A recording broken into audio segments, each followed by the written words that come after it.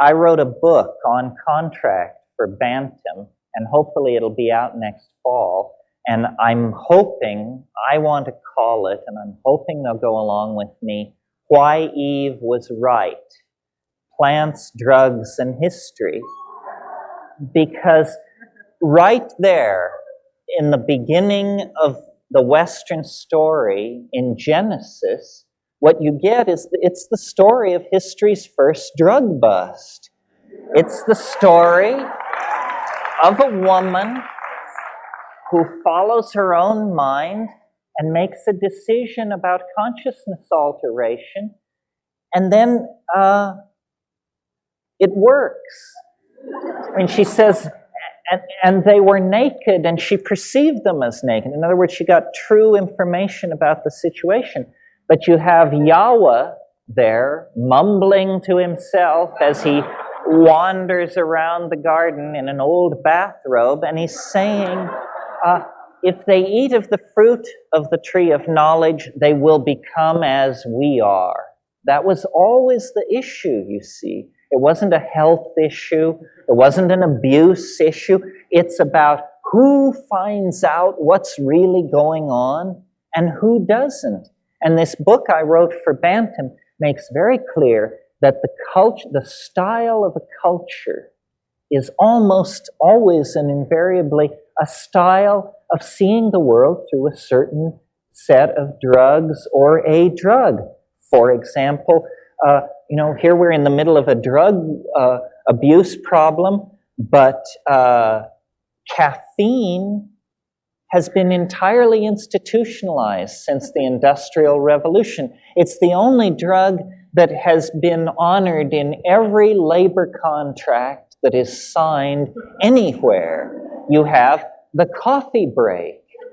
The coffee break is the workers' guarantees the workers' right to stimulate themselves, and in fact, ultimately obligates the workers to stimulate themselves, because the machines and the tasks that they have been given totally reinforce the need for coffee. And the typing pool couldn't exist without coffee. Similarly, alcohol is tremendously spun in to patterns of male dominance. How many women have their first sexual imprinting in an atmosphere of male dominance and alcohol abuse? I mean, it almost goes hand in hand.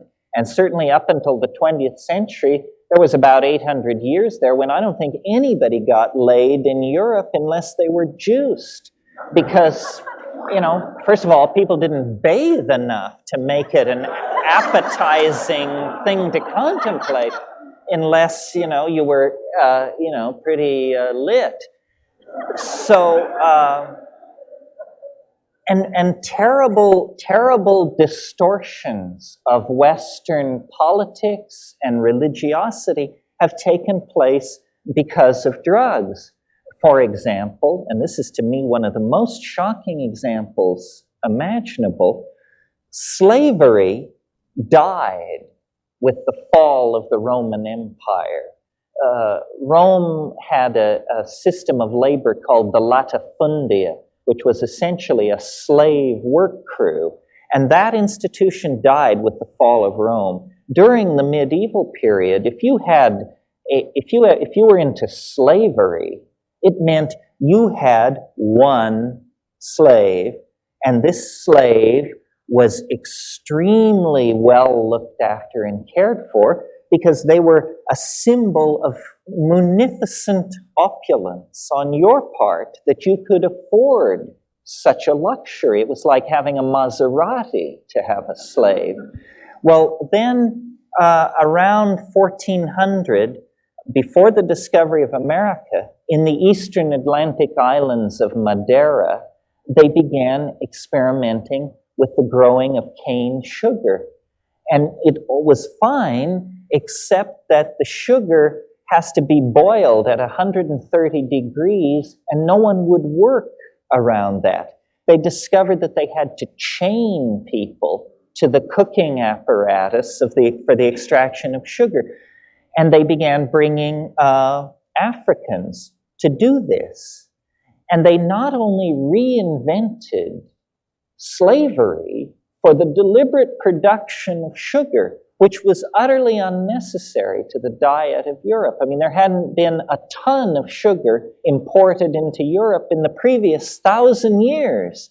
And suddenly they felt this tremendous need for sugar, and they reinstitutionalized slavery with the added insult that for the first time, a particular race was singled out as being somehow made for slavery. And this is the beginning of black xenophobia on the part of Europeans, the association with the sugar trade.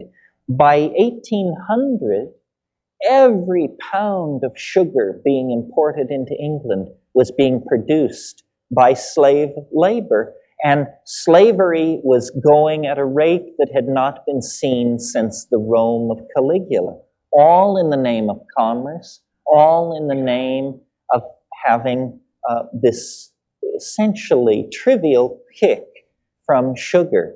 So it's really important to educate ourselves as to what constitutes a drug and how drugs are legislated against and suppressed or promoted and advertised entirely according to whether they fit into the agenda of the reigning model of culture, whatever that may be.